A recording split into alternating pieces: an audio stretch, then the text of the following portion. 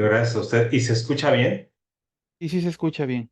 Ok, excelente. Pues bueno, muchísimas gracias por la invitación. Me da muchísimo gusto que hay bastante participación. Incluso ya había algunas personas ahí por conocidos. Saludos a todos. El tema para mí es muy importante y es básico que logramos entenderlo porque nuestra práctica diaria es muy importante conocer el manejo adecuado de esto en beneficio de nuestros pacientes. Y bueno, yo que me dedico a la cirugía torácica, pues bueno, un porcentaje muy alto de mis pacientes requieren un sello de agua. Insisto, muchísimas gracias por la invitación. Y vamos a empezar. A mí me gusta empezar mis pláticas siempre haciendo cuatro preguntas. No los tengo enfrente, no estamos en un auditorio, pero por lo regular siempre les pregunto si alguien sabe qué es un sello de agua, si saben para qué sirve realmente, qué debo vigilarle, es correcto pinzar una sonda endopleural o no es correcto hacerlo. Y recibo una cantidad enorme de comentarios. La gran mayoría de nosotros tenemos una idea muy básica de lo que es el sello de agua y para qué sirve, pero no siempre tenemos la definición correcta o la definición exacta. Entonces, después de la plática, ¿sí? Si logramos después de la plática, estas cuatro preguntas ustedes las pudieran contestar solitos, pues yo me doy por muy bien servido. Acabo de poner el puntero y bueno, en nuestra plática hospitalaria diaria, nosotros vamos a encontrarnos con este tipo de drenajes torácicos que se pueden utilizar en muchísimas ocasiones. Podemos utilizarlos para padecimientos como son los neumotórax, derrames pleurales, traumatismos, hemotórax, hidrotórax, quirotórax, una cantidad enorme de situaciones en las cuales podemos requerir el uso de un sello de agua. Y hay ocasiones en las que este drenaje puede evitar lesiones que vayan a comprometer la vida de un paciente, como por ejemplo el caso de un neumotórax. Atención, la técnica de colocación es muy sencilla. Cualquier médico debe de estar capacitado para realizarla adecuadamente tras un correcto entrenamiento por parte del personal calificado. Pero no solamente debe de ser un médico, no tiene que ser un médico también. El personal paramédico, el personal de enfermería debe de conocerlo, debe de saber cómo se maneja. Incluso van a ver ahorita la importancia de por qué hasta un camillero debe de estar familiarizado con un sello de agua. Tal vez en tres, cuatro cositas muy importantes para el camillero, pero también el camillero debe estar familiarizado con él. Los cuidados de este sistema de drenaje que es valvular son de suma importancia para la resolución de un proceso patológico. Un mal funcionamiento de este sistema de drenaje puede acarrear complicaciones graves. Y sabemos muy bien que si el sello de agua no funciona como estamos esperando, tal vez no vamos a lograr el drenaje de lo que querramos sacar, ya sea aire, sangre, kilo, líquido, lo que haya por ahí. Probablemente no encontremos una mejoría en una expansión pulmonar. Probablemente si no está bien llenado no veamos una fuga de aire.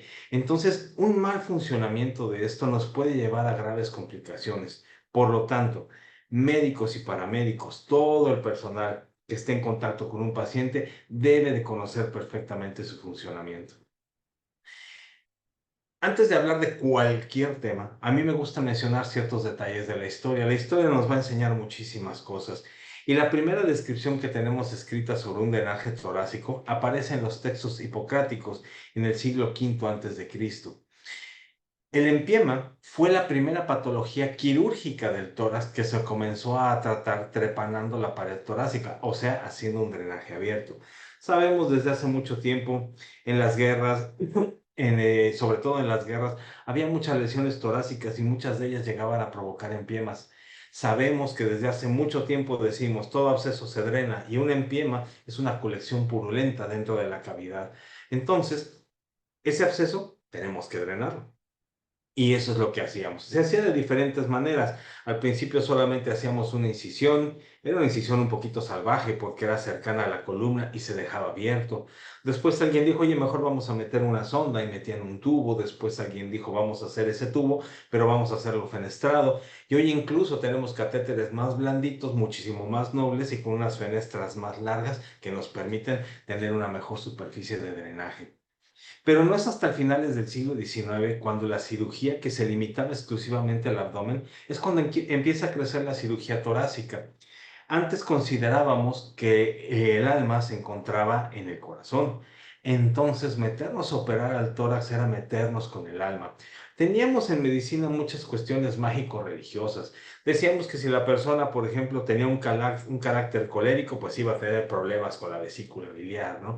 Muchas cosas eran ideas, eran tabús, en otras cosas eran mágico-religiosas y esperábamos que el Señor nos ayudara y nos cuidara y que llevara con bien a nuestro paciente.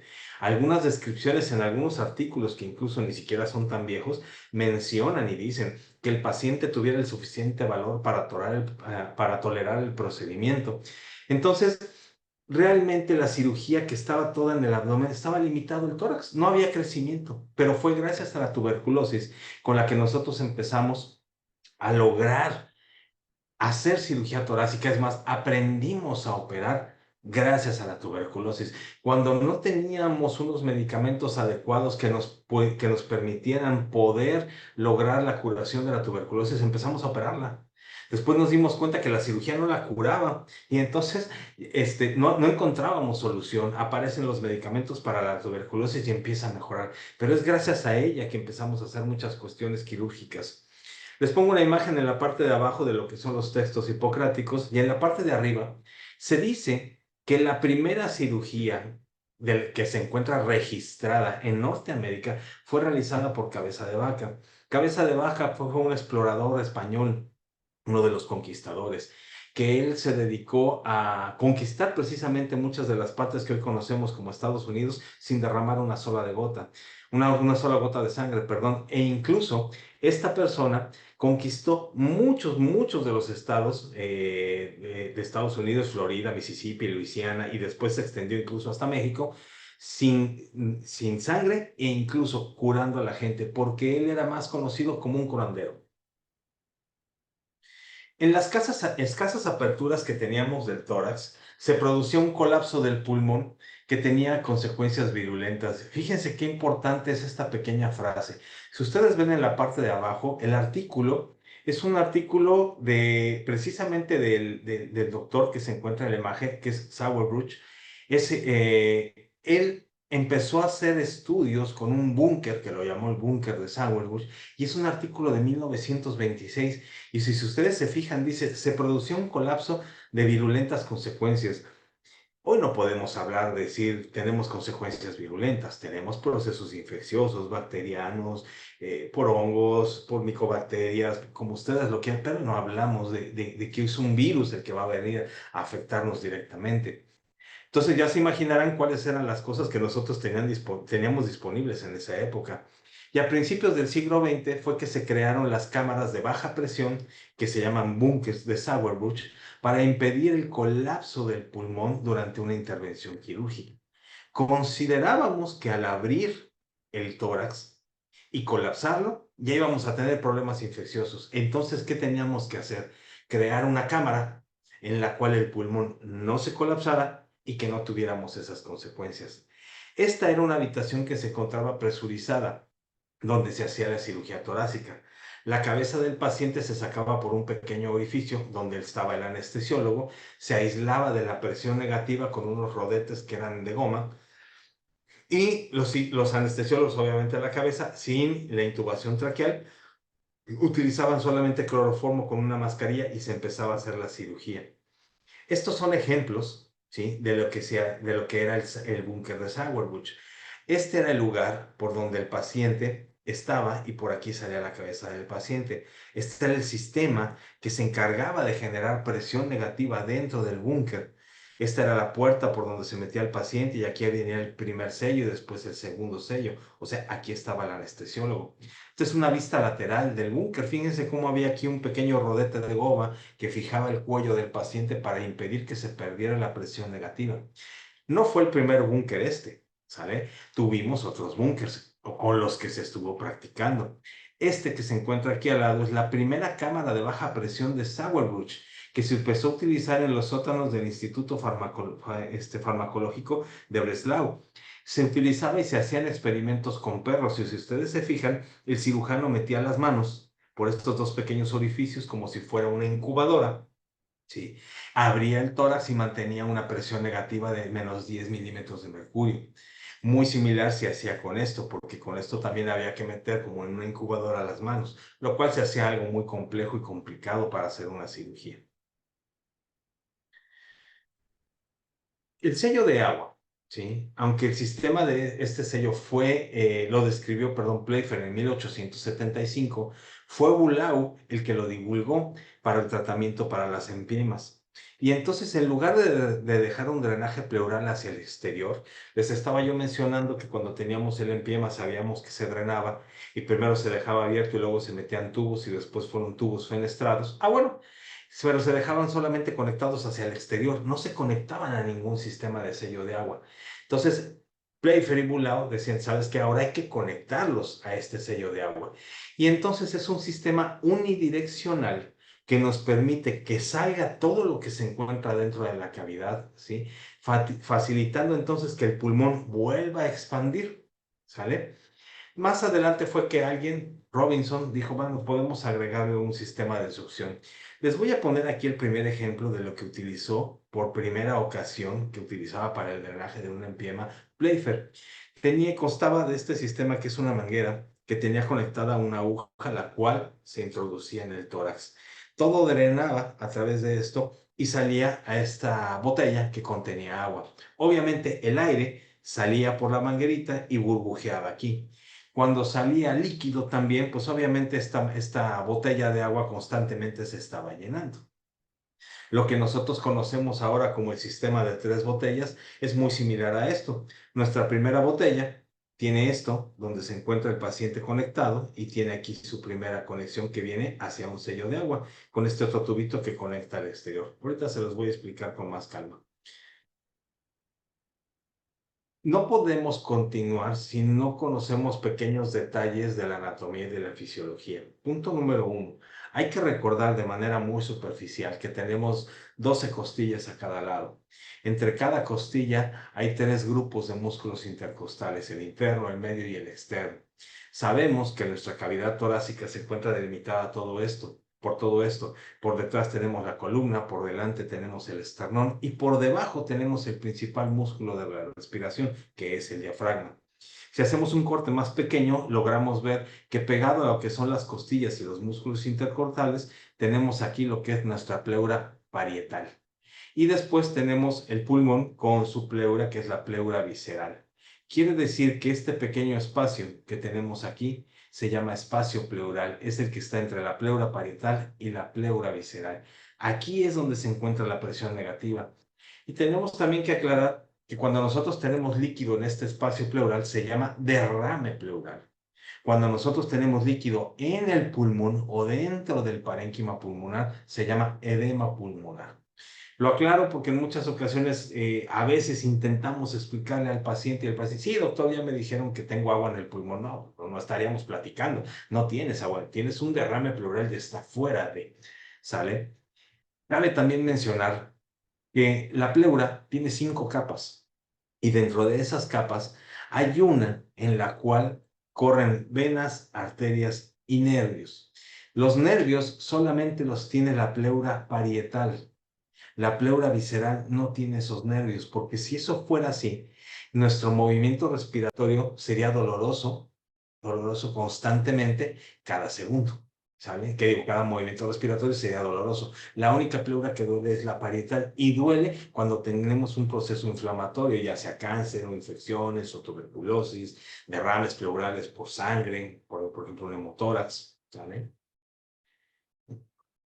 Este esquema trata de explicar, ¿sí?, lo que es presión negativa. Y en pocas palabras, presión negativa es mantener un vacío. No hay nada. Aquí nos está diciendo que la capacidad funcional residual, o sea, el pulmón, cuando se encuentra en reposo, cuando yo hago una inspiración y después hago una expiración, lo que queda es mi capacidad funcional residual. Y entonces me dice que yo tengo una presión intratorácica, que porque tengo una presión dentro del pulmón que se llama presión atmosférica y una presión que se encuentra fuera del pulmón que es la presión intrapleural. Aquí esto se vuelve un poquito complejo porque entonces tenemos que hablar de fórmulas, leyes de los gases. Vamos a tratar de explicarlo de una forma mucho más sencilla. ¿Qué pasa cuando nosotros empezamos a respirar? Vamos a empezar a hacer la respiración, vamos a hacer la inspiración, vamos a meter aire. Va a entrar aire a través, bueno, primero va a venir la señal que manda el cerebro hacia el nervio frénico. El nervio frénico es el que llega al diafragma, ¿sí? Ese diafragma, cuando recibe ese estímulo nervioso, se contrae y se mueve hacia abajo. Al bajar, va a hacer que la cavidad pleural, que digo, que la cavidad torácica aumente su espacio. Y esto va a favorecer que el aire que entra por la vía aérea, por la tráquea y que pasa a los bronquios, que tiene presión atmosférica, pues se llene muchísimo más dentro del pulmón. Y entonces dentro del pulmón vamos a tener una presión muy similar a la que tenemos atmosférica. Cuando este diafragma se está contrayendo y se empieza a meter el aire a nuestro pulmón, el espacio pleural se empieza a hacer más chiquito porque el pulmón se expande. Y al hacerse más chiquito y más chiquito y más chiquito ese espacio pleural, la presión negativa se incrementa. Acuérdense que presión negativa es un vacío. Quiere decir que no hay nada, ni siquiera hay aire, ¿sale? Entonces, cuando el pulmón empieza a expandirse, la presión negativa empieza a ser de -3, -4, -5. Y a medida que se expande, esa presión negativa incrementa y casi llega hasta -10 y -12 cuando ya está chocando con las costillas, ¿sale? Aquí entonces estamos viendo que el aire, que es de mayor presión a través de la vía aérea que lleva presión atmosférica, se va a los lugares que tienen menos presión, que es el pulmón, y lo va a llenar para tener mucha presión, ¿sale? La presión que hay dentro de los pulmones se llama presión intrapulmonar. Vamos a tener mucho aire con mucha presión dentro, pero la presión negativa en el espacio pleural también se incrementó. Ahora viene lo que es la expiración cuando nosotros sacamos aire. ¿Y qué es lo que sucede? En la expiración ocurre cuando el estímulo del nervio frénico, lo que hace que el diafragma se colapse, que se contraiga, perdón, y baje, deja de estar ese estímulo. Entonces el diafragma se empieza a relajar y se empieza a elevar, ¿sale? Esto va a reducir el volumen, el espacio que tenemos en nuestra cavidad torácica y por lo tanto el pulmón se empieza a colapsar. Y al ya no estar pegada la pleura visceral a la parietal, se empieza a colapsar y se empieza a despegar y esa presión negativa, ¿sí?, empieza a disminuir y en lugar de ser de -12 o -10, se hace de -8, -6, -4, -2 y puede llegar a -1. Jamás se va a positivizar, ¿vale? Siempre es negativa, pero va a disminuir muchísimo. ¿Y qué vamos a hacer con esto? Quiere decir que entonces cuando el diafragma se eleva y viene el retroceso del pulmón y se colapsa, pues el aire que tenemos dentro de los pulmones va a salir a través de nuestra vía aérea hacia el exterior, a la atmósfera, ¿sale? Les voy a poner un par de ejemplos muy típicos para que logremos entender cómo funciona esto de las presiones. Es algo difícil, es complejo, pero mire, vamos a hacerlo sencillo. Primero, nosotros tenemos aquí un esquema de lo que vamos a tratar de interpretar como un neumotórax. ¿Qué ocurre? Ocurre que cuando se abre un pedacito de pulmón por alguna circunstancia, ¿sí?, o se abre la pared torácica o incluso se abren ambos, tanto la pared torácica como el pulmón, el aire que está aquí afuera, la presión atmosférica, que es positiva, va a entrar por la vía aérea, va a pasar por nuestros bronquios y se va a escapar del pulmón hacia el espacio pleural. Y si nuestra pared torácica también se encuentra abierta, el aire que está afuera se va a meter a la cavidad pleural, ¿sí? ¿Qué va a hacer? El aire, este aire, tiene volumen, ocupa un espacio y se mete a la cavidad pleural, entonces ya no estamos teniendo, ¿sí? Ya no estamos teniendo presión positiva, digo negativa. Ahora estamos teniendo presión negativa, ¿sale? Entonces, en este esquema se ve muchísimo más sencillo que, por ejemplo, el pulmón se rompe y cada vez que respiramos el aire se escapa a través del pulmón, ocupa todo este espacio, no permite que el pulmón se expanda y hace un neumotórax. Y si ese neumotórax sigue incrementando y se incrementándose. Va a ser tanto el aire que va a haber aquí que va a permitir que entonces el pulmón, el aire empuje al corazón y al otro pulmón. Si ustedes ven en la gráfica, el pulmón y el corazón están sufriendo porque están siendo empujados de tanto aire que se está colectando en la cavidad pleural. Esto se llama neumotórax. Atención. Otro ejemplo, otro ejemplo son los derrames pleurales. Por alguna circunstancia nosotros tenemos líquido alrededor del pulmón, ya sea un kilotórax, ya sea un hemotórax, un hidrotórax, o sea un empiema o un derrame pleural de tipo exudado o transudado, el que ustedes quieran, pero tenemos líquido alrededor del pulmón. Ese líquido se va a formar por irritación de la pleura del pulmón o por una lesión en un vaso sanguíneo, por una lesión al conducto torácico y va a ocupar el espacio del pulmón y entonces no va a permitir que el pulmón también se expanda adecuadamente y va a limitar su expansión empezándolo a colapsar y es cuando el paciente tiene disnea. Aquí, por ejemplo, la diferencia es que nuestro paciente no tiene orificio en el pulmón, no tiene orificio en la pared torácica, pero se está encontrando limitada su expansión pulmonar y eso le va a afectar. Aquí seguimos manteniendo presión negativa. ¿Ok? ¿Por qué? Porque no hay ninguna apertura ni en el pulmón ni en la pared como para que se meta el aire de la presión atmosférica. Espero que hasta aquí vayamos entendiendo más o menos lo que son presiones. Procuramos hacerlo de esta manera para que entonces nosotros no nos tengamos que meter tanto en las leyes de los gases, fórmulas y etcétera, etcétera. Vamos a hablar de lo que son los sellos de agua. ¿Qué es un sello de agua? Cuando alguien les pregunta, oye, ¿qué es un sello de agua? Es un sistema de drenaje con un sello bajo agua. Es así de sencillo. Un sistema de drenaje con un sello bajo agua, ¿sale? Que se va a conectar a un catéter, a una sonda de endopleural, también se le llama sonda de toracotomía, a una sonda de pleurostomía, como lo quieran llamar, pero se conecta a una sonda para poder sacar aire o líquido fuera de ese espacio pleural, ¿sí? Y evitando que regrese a esa cavidad pleural. Hay varios tipos de sellos de agua. Hoy en día hay unos muy modernos, hay incluso algunos que son secos, pero la base siempre van a ser estos tres frascos y vamos a analizarlos uno por uno. Punto número uno. La primera botella de estos tres frasquitos que forman el sello de agua, vamos a ver la primera. Nosotros tenemos, ¿sí?, que nuestro paciente con su sonda endopleural está conectado a un sello de agua a través de esta manguerita.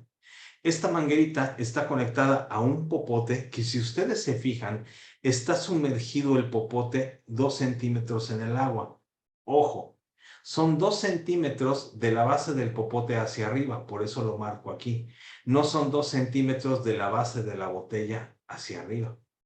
Si mi nivel de agua estuviera hasta acá arriba, mi popote yo tendría que levantarlo o sacarlo un poquito porque solamente deben de estar sumergidos en el agua 2 centímetros del popote, ¿sí? He buscado en muchos lugares cuál es el motivo, por qué son 2 centímetros. No he encontrado como tal una explicación de qué fue lo que hicieron. Solamente he encontrado que, bueno, se hicieron muchos estudios y determinaron que esos 2 centímetros en los cuales está sumergido el popote son los que nos permiten ver una fuga, son los que nos permiten tener una mejor succión. Se realizó esto de muchísimas maneras. Sería demasiado largo explicarlo, pero con que nosotros entendamos que fueron solamente estos 2 centímetros los que se hunden en el popote, con eso es suficiente. Y entonces, si nuestro paciente tiene un neumotórax, por ejemplo, se escapa el aire del pulmón por alguna circunstancia, va a salir a través de la sonda endopleural, va a pasar a través de este tubo y el aire va a burbujear en el sello de agua.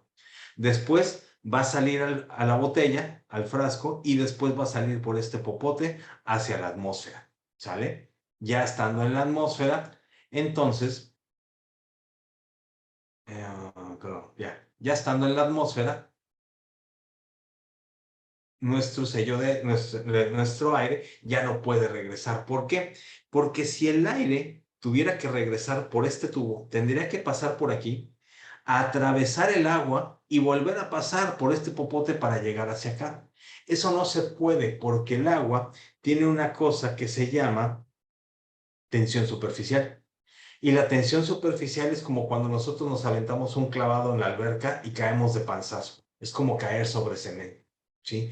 Esa tensión superficial, eso nos impide que nosotros podamos atravesar el agua de esa manera y que el aire se regrese. La otra cosa muy importante es que el agua tiene una densidad. No es lo mismo poner aceite, sangre, gel, gelatina, lo que ustedes quieran, no tiene la misma densidad. Por eso tiene que ser agua, ¿ok? Vamos a pasar al segundo frasco, porque ¿qué estaba pasando en este primero? Vamos a suponer que la sonda esta se colocaba en el paciente y él tenía un derrame pleural, tenía un empiema y lo que saliera pus. El aire y el material purulento salían a través de este tubo, pasaban aquí por el sello de agua, pero la pus se quedaba en este frasco. Y entonces era un problema porque había que estar jalando este popotito o este tubo todo el tiempo para que solamente estuviera sumergido en el agua 2 centímetros. Entonces alguien dijo, vamos a poner un segundo frasco. Y entonces nace lo que es la cámara de recolección. El primero es el sello de agua, esta es la cámara de recolección. Y entonces la sonda del paciente o su tubo endopleural está conectado a este tubo y todo lo que salga, ya sea aire o líquido, va a caer en este lugar, en esta botella.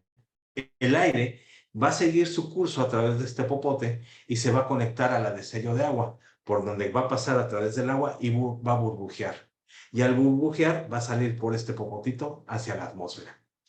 En este esquema, nosotros ya estamos viendo que tenemos un segundo frasco.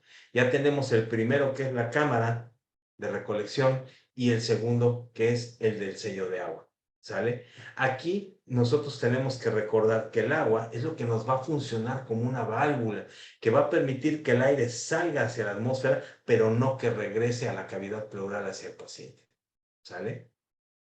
Cuando nosotros vemos que nuestro paciente está respirando, si su pulmón se encuentra libre y su pulmón colapsa y expande y está haciendo este movimiento, nosotros vamos a ver que en este popotito el agua sube y baja. Esto se llama fuelle. Estamos viendo que en el sello de agua nuestro pulmón está haciendo esto. Entonces está jalando el agua y la está regresando. La está jalando y la está regresando. ¿Por qué? Quiere decir que estamos recuperando la presión negativa y que nuestro pulmón está teniendo fuelle. ¿Sale?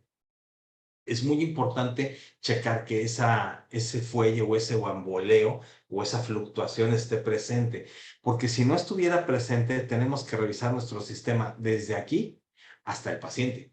Querría decir que a lo mejor la sonda del paciente se encuentra doblada o se encuentra obliterada y entonces esa sonda no va a permitir ni la salida del aire ni la salida del líquido. Si todo eso no se encuentra obliterado, entonces nuestro problema es el parénquima pulmonar.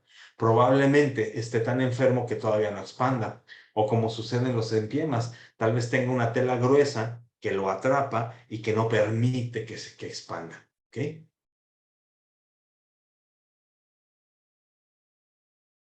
Después viene perdón, estaba yo checando que aquí, no, sí, perfecto, son 2 centímetros, perdón, pensé que decía 20. Después alguien dijo, oye, ¿sabes qué? Pues ya tenemos la cámara de recolección, ya tenemos la cámara de sello de agua, pero necesitamos a veces aplicar un poquito de succión. Fíjate que a lo mejor a veces el paciente no tiene el suficiente esfuerzo respiratorio y su pulmón no hace este fuelle total como para permitir un drenaje tan adecuado. Entonces se colocó una tercera botella, ¿sale? Esta tercera botella sirve para controlar la presión de aspiración a través de este tubo que está sumergido 20 centímetros en agua. Lo mismo que este otro.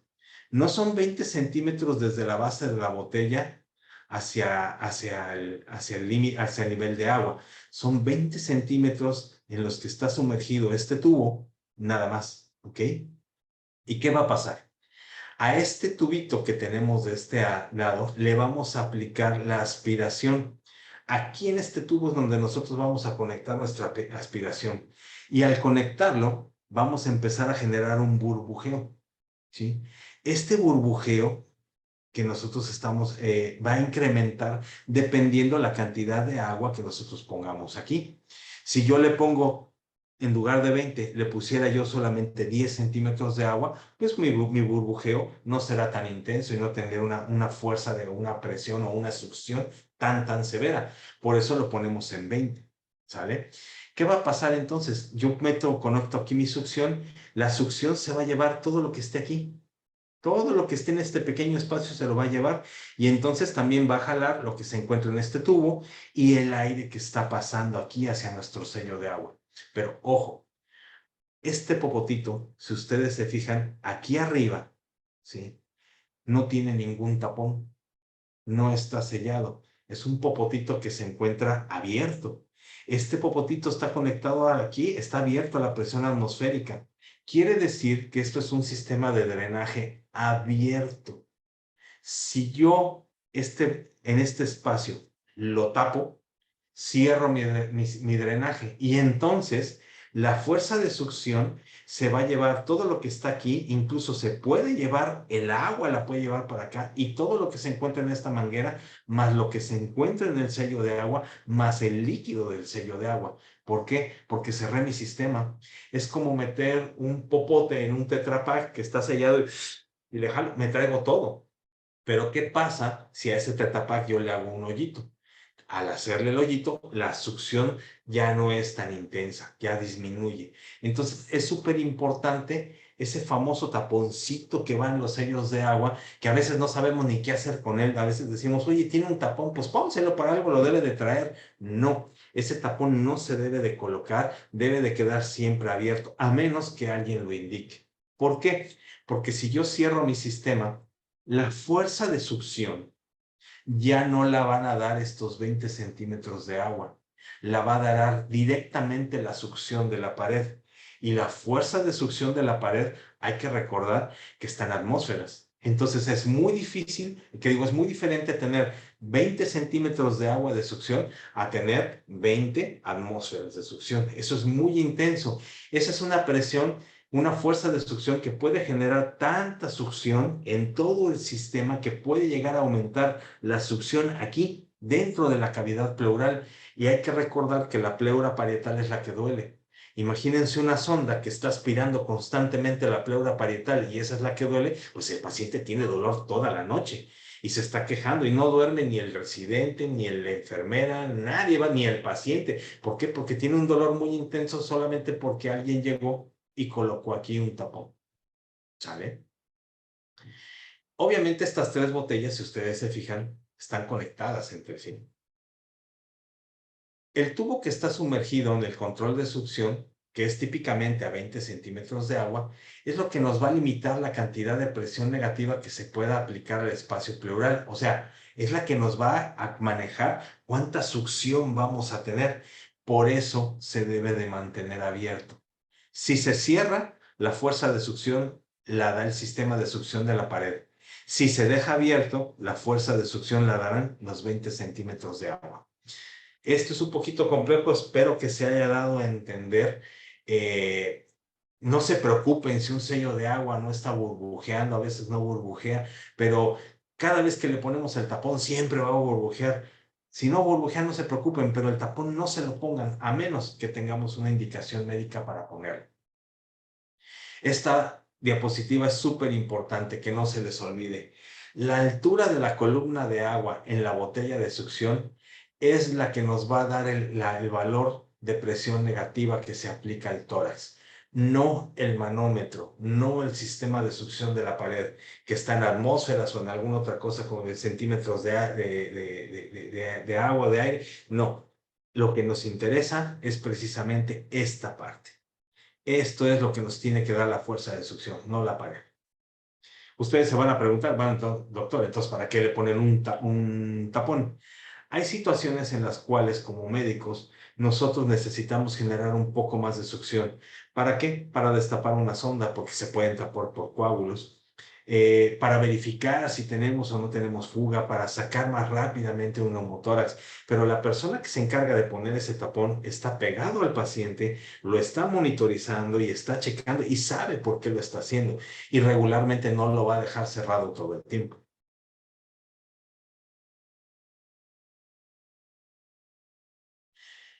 ¿Cuáles son las indicaciones para colocar un drenaje torácico? Una sonda endopleural con un sello de agua. Bueno, tenemos un montón. Tenemos, por ejemplo, los neumotórax, ¿sí? Ya sean espontáneos, abiertos, traumáticos, iatrogénicos.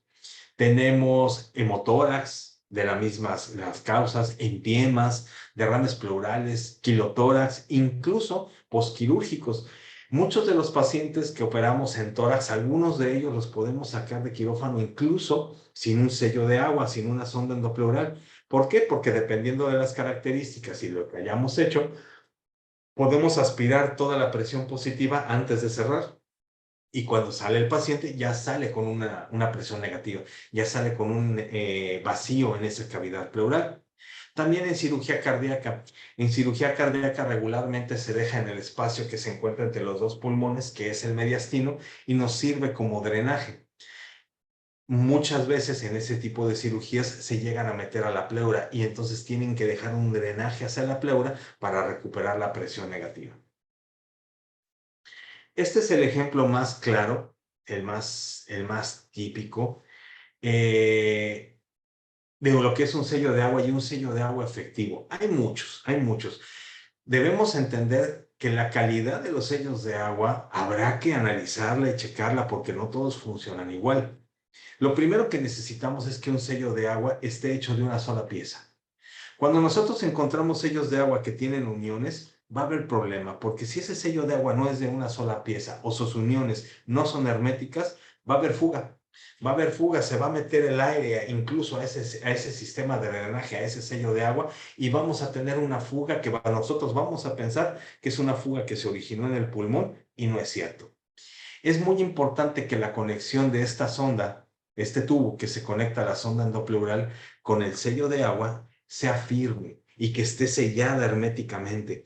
Hay algunos sellos de agua donde esto nada más se le moviliza 2 o 3 veces y ya se zapó. Y entonces obviamente eso no mantiene un hermetismo. Un buen sello de agua tiene esto, que es una válvula. Es una válvula que nos permite liberar la presión negativa de este espacio que es la cámara de recolección. Un buen sello de agua viene dividido por colores. Si ustedes se fijan, dice aquí cámara de recolección, aquí dice sello de agua y aquí se dice cámara de succión. ¿Sale? Nosotros tenemos bien divididos y para saber exactamente cuáles son.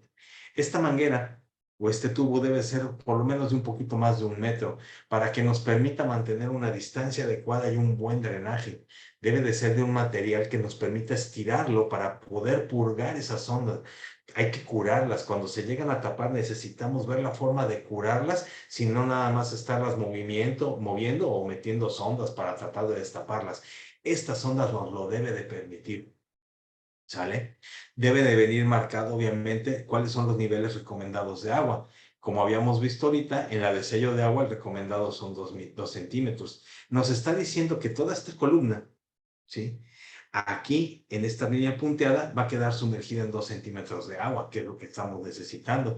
Y aquí viene una línea punteada donde nos dice que que es lo de la succión, está sumergido en 20 centímetros de agua. Entonces, nosotros aquí ya lo vamos a mantener y vamos a tener las características adecuadas de un sello de agua. Y el famoso taponcito. Si ustedes han visto estos sellos de agua, aquí arriba va un tapón azul. En algunas ocasiones es amarillo. Bueno, aquí va ese tapón. ¿Sí? Y ese tapón, aunque sea redondito y esté ahí, no debemos de colocarlo, debemos dejarlo por separado para el momento correcto de utilizarlo. ¿Ok? También debemos de checar que nuestros sellos de agua, cuando nosotros los estamos preparando, pues vamos a poner el agua por aquí para que llegue al sello de agua hasta el 2. Y por aquí, por este orificio, vamos a meter el agua para que llegue hasta los 20. Y debemos darle un espacio de unos 5 minutitos antes de conectarlo inmediatamente a la sonda endopleural del paciente para que todo lo que sale del paciente caiga por aquí y se recolecte en estas cámaras. Debemos darnos un pequeño tiempo para que estemos seguros de que esta cámara de succión y esta cámara de sello de agua no se encuentren rotas y no se mezclen las cámaras, ¿sí? Si nosotros vemos que el agua de aquí se pasa para acá, este espacio está roto. ¿Sí? Y si está roto, no vamos a mantener 2 centímetros de agua ni 20 de este otro lado. Lo menciono porque en algunos hospitales nos hemos encontrado con estos sellos de agua que no cumplen con estas características de ser un material adecuado y correcto para el paciente, y eso nos genera mucho problema. ¿Por qué nos genera problema? Me voy a regresar un poquitito. Si mi paciente, ¿sí? Bueno, se los voy a explicar con este otro, con este.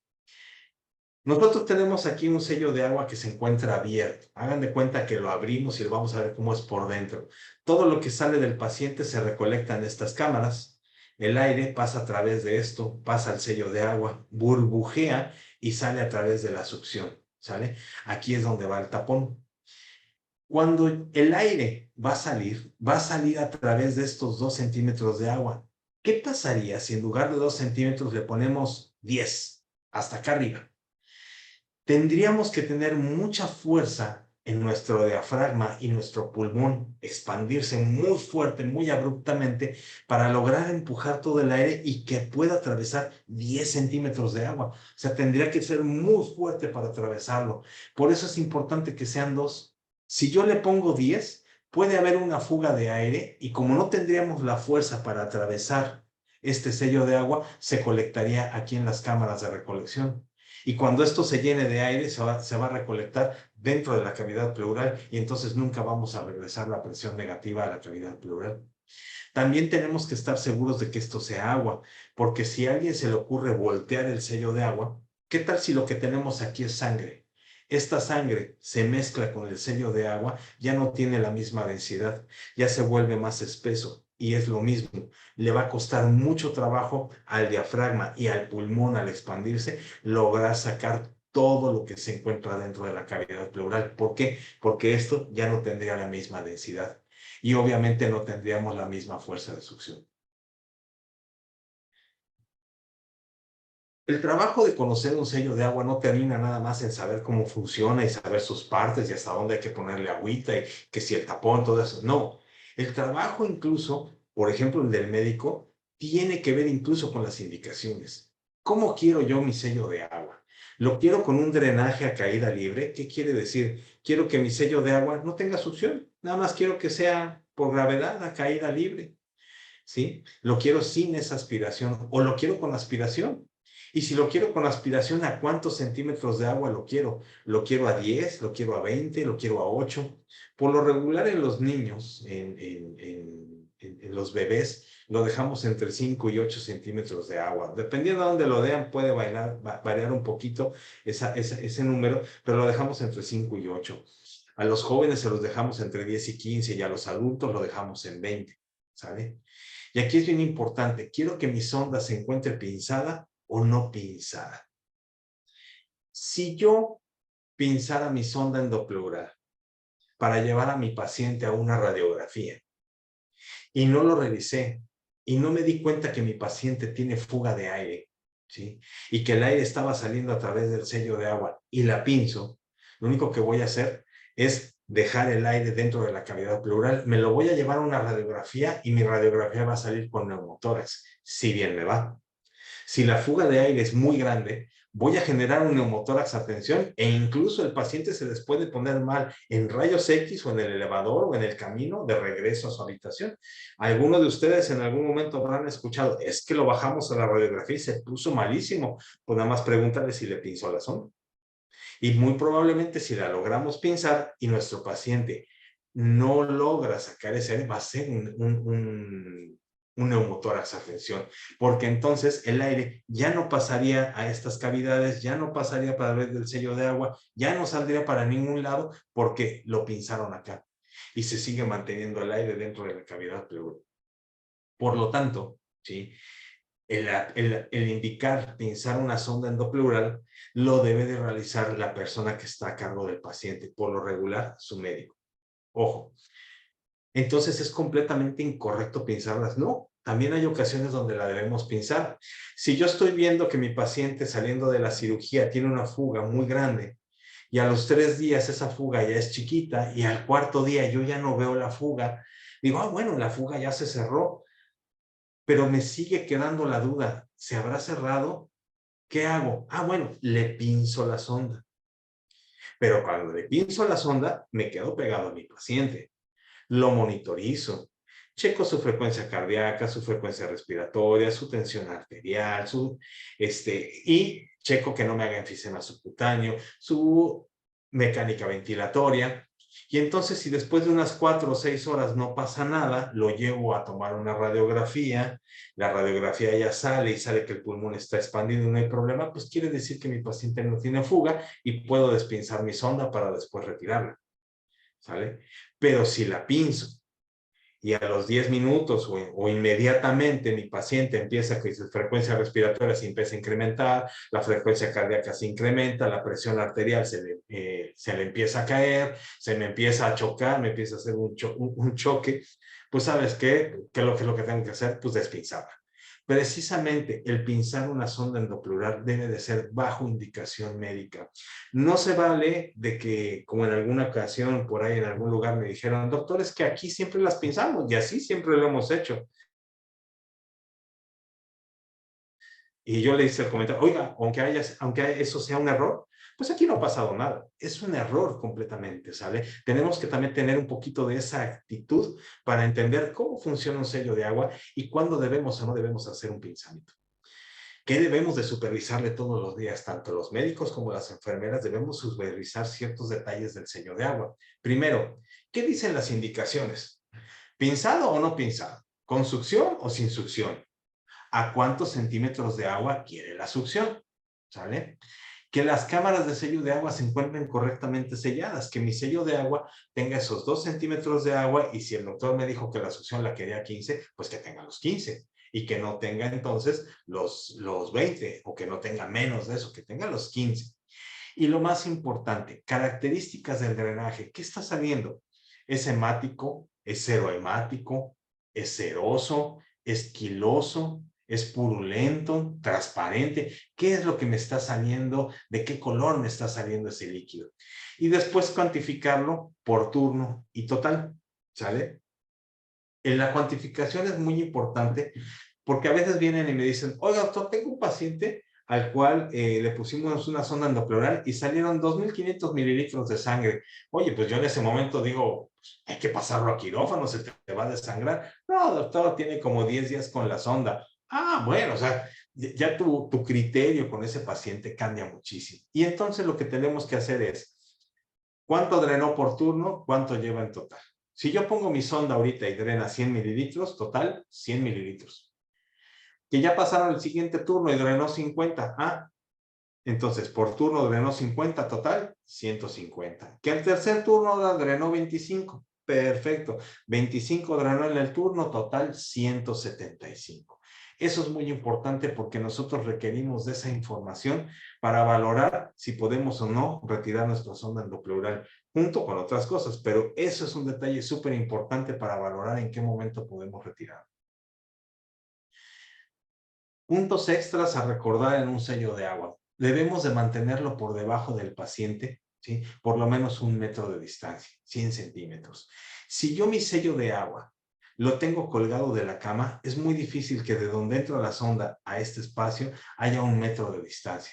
Pero si lo pongo en el piso, probablemente sí lleguemos a tener ese metro de distancia. ¿Para qué? Para que la misma gravedad me ayude a que yo pueda sacar lo que se encuentra en ese lugar. Jamás hay que elevar el sello de agua por arriba del paciente.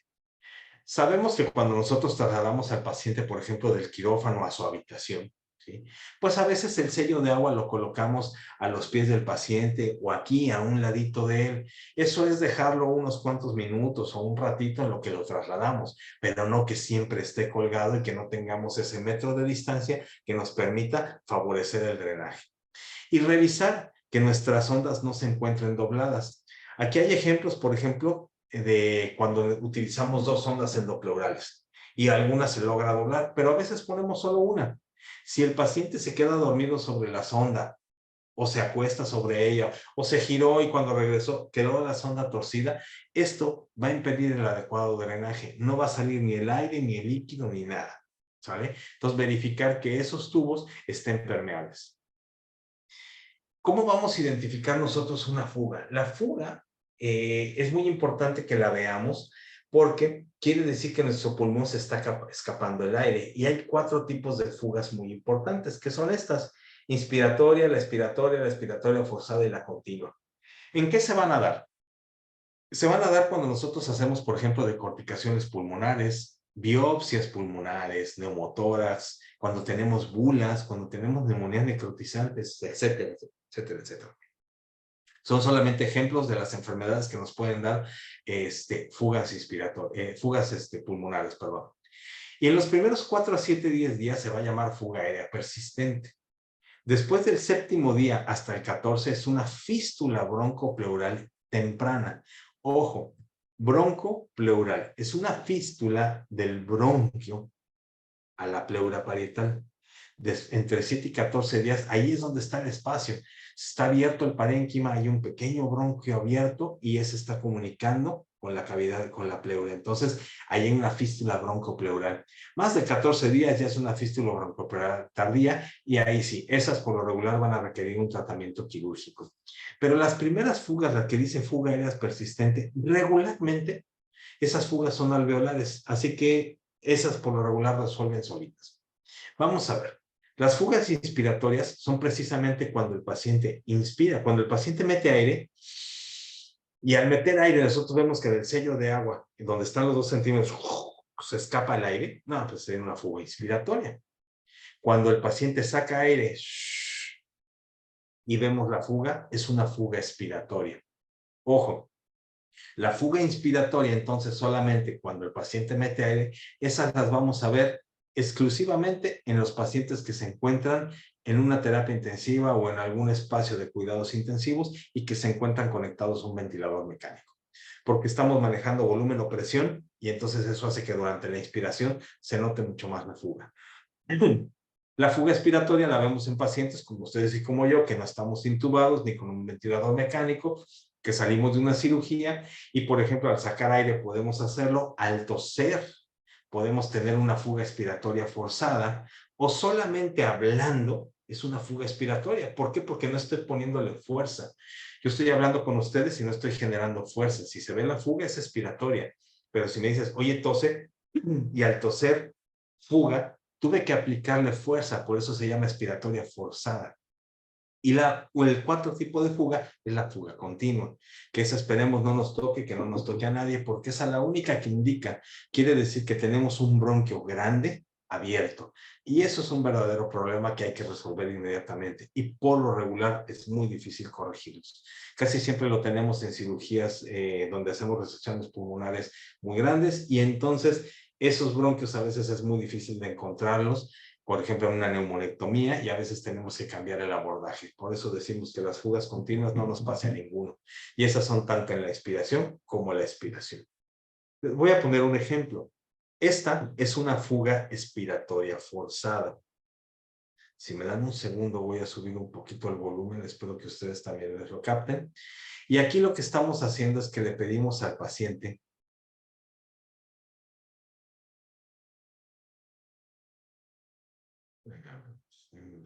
aquí está. Aquí lo que hacemos es que le pedimos al paciente que hable, que cuente del 1 al 10. Y fíjense. Perdón, ahí está tosiendo, perdón, ahí está tosiendo, es forzada. Al toser, vemos cómo el aire pasa a través de este poquito y fuga. Es una fuga expiratoria. El paciente está tosiendo y el aire se está escapando de su pulmón, pasa a través de la cámara de recolección y fuga en el sello de agua. ¿Sale? Esta es una fuga expiratoria. Aquí nosotros lo que le pedimos al paciente es que cuente del 1 al 10. No le pone esfuerzo.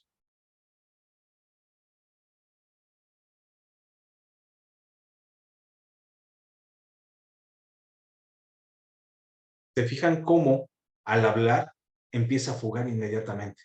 Y la fuga se ve precisamente aquí, en la cámara de sello de agua. Vamos a ver el ejemplo de una fuga inspiratoria. Este es un paciente que se encontraba conectado a un ventilador mecánico. En este momento, cuando nosotros tomamos este video, estábamos haciendo un procedimiento con el paciente y estábamos dando nosotros la presión con un ambú, por eso es que no lleva el mismo ritmo. Pero al fin de cuentas es inspiratoria porque la estamos provocando nosotros al darle presión o volumen. Se fijan cómo la columna de aire de agua, perdón, sube y baja porque hay un fuelle del pulmón, pero al estar haciendo esta presión o que el ventilador está aventando el aire, nos presenta la fuga. Esto quiere decir que es una fuga inspiratoria. ¿Okay?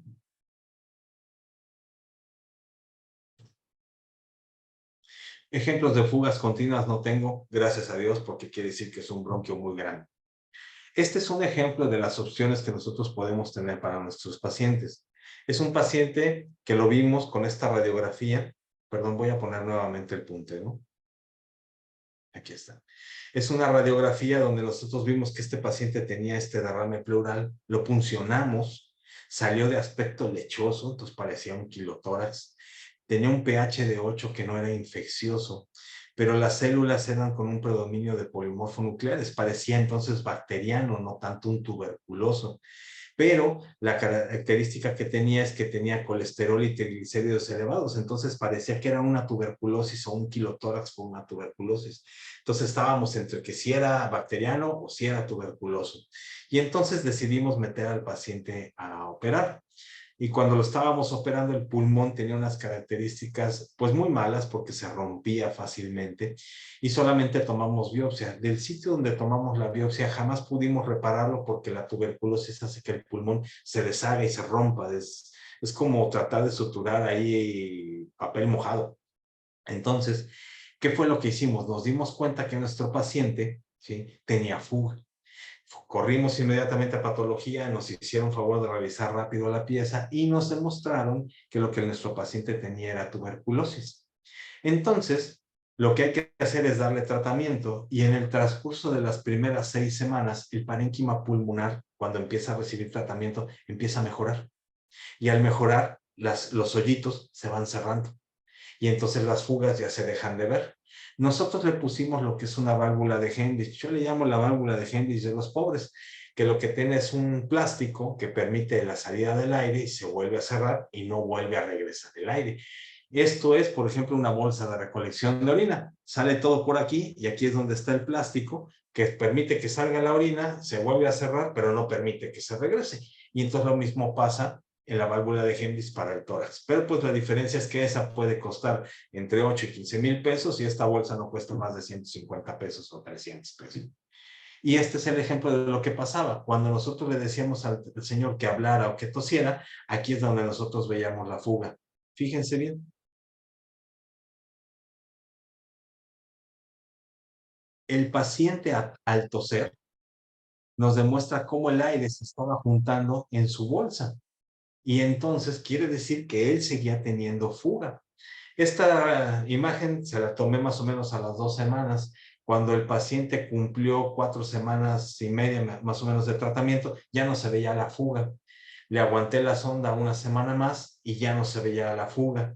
Le pincé la sonda, lo llevamos a radiografías, no pasó nada y la retiramos. Y el paciente hasta el día de hoy está bastante bien, se curó de su tuberculosis, lo seguimos manteniendo en monitorización en la consulta, pero logramos cerrar el problema. Este es un señor que trabaja en el Panteón Municipal. Listo. Ahora sí, vamos a hacer el ejercicio de manera personal. Si ustedes me dicen, ¿qué es un sello de agua? Casi todos al principio, si hicieron el ejercicio, dirían, pues es un sello de agua, es para recuperar, para vaciar, para hacer. No, el sello de agua es un sistema de drenaje. Punto. ¿Para qué sirve? Sirve para drenar aire líquido, ya sea kilo, hidrotórax, sangre, pus, lo que haya dentro de la cavidad pleural. Para eso sirve. Y para regresar la presión negativa a la cavidad pleural. ¿Qué le debo de vigilar a un sello de agua? Pues le debo de vigilar al sello de agua sus indicaciones. ¿Qué es lo que puso su médico? Que las indicaciones del médico estén completas. No se vale poner nada más cuantificar gasto por sonda endopleural o sello de agua. Pues no. Lo quiero con succión, sin succión, lo quiero, perdón, lo quiero a caída libre. a cuántos centímetros de agua quiero el sello de agua, qué más le tengo que checar, el correcto llenado de sus cámaras, que el sello de aguas tenga sus 2 centímetros y que el de la succión tenga los 20, no que se hayan mezclado, que nosotros tengamos un adecuado conteo de lo que está drenando, que tenga 1 centímetro de distancia, que la zona endopleural no esté doblada, torcida. Entonces, la verdad es que son muchas cosas las que tenemos que revisar en un sello de agua. ¿Y cuántas veces no hemos visto un pase de visita, tanto de médicos como de enfermeras, que pasamos y vemos el sello, lo único que hacemos es, mira, salió rojito y salieron 100, vámonos. Eso no es revisar un sello de agua. Un sello de agua es revisar todas sus características y que todas estén funcionales. La última pregunta, ¿es correcto pinzar una zona endopleural? Sí, siempre y cuando tenga indicación médica y monitorización a la hora de pinzarse. ¿Ok? Vamos a ver unos ejemplos. Estos ejemplos son tomados de diferentes hospitales. Porque para ser honesto, todos tenemos deficiencias en alguna u otra cosa y nos hemos encontrado diferentes cosas que nos han permitido hacer este tipo de pláticas. Por ejemplo, este paciente. Si ustedes se fijan, el paciente, su bata, trae aquí su gasa y su sonda endopleural, la que está conectada a su tórax, está pinzada, está doblada y no está conectada a ningún sello de agua.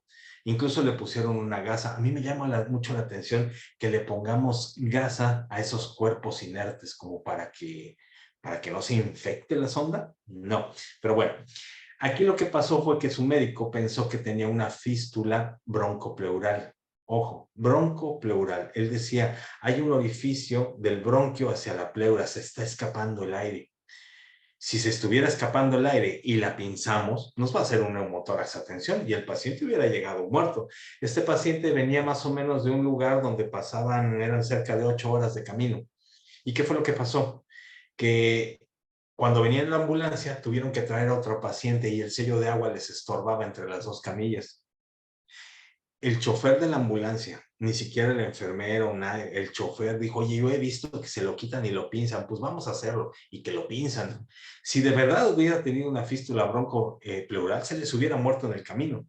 Lo que tenía era una fístula pleurocutánea, formaba mucho líquido y gastaba demasiado líquido, eso era lo que pasaba. No supieron identificar que las fugas en estos casos de aire son broncopleurales y lo que tenía era una pleurocutánea. Pero este es un grave error, esto es algo que no se debe de hacer. En una ocasión me mandan una interconsulta y me dicen, doctor, ¿nos puede hacer favor de ir a ver al paciente de urgencia? Sale. Y lo primero que me encuentro es un paciente, si ustedes lo ven todo flaquito, muy consumido, acostado en una camilla, y pues no me pude aguantar las ganas de tomar una fotografía porque me encontré su sello de agua acostado. Lo primero que yo pensé es este sello de agua viene acostado, todas las cámaras están mezcladas, este sello de agua no sirve, quién sabe en qué condiciones esté el paciente o qué está sintiendo porque tiene un sello de agua que no le funciona. Y mi sorpresa es que cuando levanto el sello de agua, no tiene agua en el sello de agua, no tiene agua en la cámara de succión y no recolecta absolutamente nada. Esto fue sorprendente y dije, bueno, ¿qué pasó aquí? Porque si no tuviera nada de agua, pues definitivamente al no tener agua, es como tener una sonda endopleural conectada a 3 cámaras que no hacen sello de agua y al final del día está conectado a la presión atmosférica, lo que tenemos aquí afuera, ¿sale? Pues resulta que la sonda endopleural ni siquiera estaba dentro del tórax, se quedó entre las costillas y el omóplato o la escápula. Entonces, digo, ahí por eso el paciente llegó con muchísimo dolor. Su sello de agua, pues, qué bueno que le dejaron la sonda fuera de la cavidad pleural, porque si no hubiera llegado con muchísimas complicaciones este paciente. Lo único que traía era dolor. A veces cuando te encuentras ese tipo de cosas, llegas a pensar que te gustaría fumigar a alguna que otra persona. Estos sellos de agua, por ejemplo, que se llaman TECMED, en algunas instituciones todavía no los quieren dar, son extremadamente corrientes. La primera vez que los abres tienen aquí abajo una patita que se gira como para poder sostenerlos y se cae en la primera, ¿sí? Si se fijan, no son de una sola pieza, traen uniones y tienen fugas. Pero nosotros consideramos que un sello de agua que no burbujea no funciona. Ya vimos que no es así. Ya vimos que mientras tenga agua y aunque no esté conectado a la succión y no burbujee, un sello de agua está funcionando. Pero alguien consideró que si no burbujeaba no funcionaba, entonces Pues nuestra bendita cinta adhesiva se dieron cuenta que este taponcito, aquí había un hoyito, aquí en medio, y que al ponerle la cinta lo tapábamos, entonces cerrábamos el sistema y empezaba a burbujear. ¿Por qué no burbujeaba? Porque no eran de una sola pieza, porque venían abiertos. Era por eso que no burbujeaban, ¿sale? Entonces, estos sellos de agua no son correctos, no funcionan. En estas imágenes, en estas diapositivas, vamos a ver, por ejemplo, un sello de agua donde dice aquí turno vespertino. O sea, el turno vespertino cuantificó que salieron 25. No salió en la foto la diagonal de cuánto era el total. Esa parte estaba muy bien, pero fíjense la cámara de sello de agua. No tenía agua. Entonces no estaba conectado a ningún sello de agua. Es como si estuviera la sonda abierta hacia el exterior y San se acabó.